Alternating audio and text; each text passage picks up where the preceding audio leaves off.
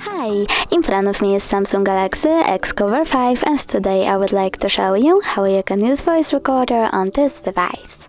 First of all, you need to go into Play Store, click on the search bar and type Samsung Recorder.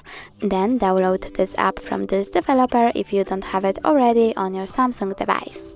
After that, open it.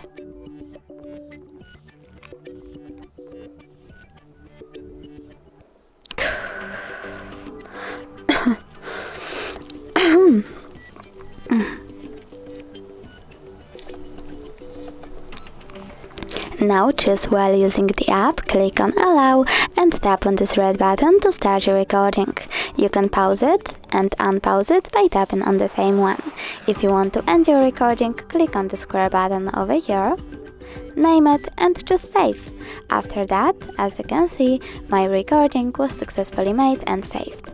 But after that, you can also click on list at the top right corner over here to access list of all your recordings. If you want to delete one of them, just hold it, click on the bin icon at the bottom left corner and just move to trash. Thanks so much for watching. If you enjoyed this video, don't forget to leave a like, comment and subscribe. Bye!